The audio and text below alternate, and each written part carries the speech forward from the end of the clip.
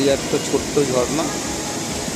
এই ঝর্ণার পুরো জলের আওয়াজ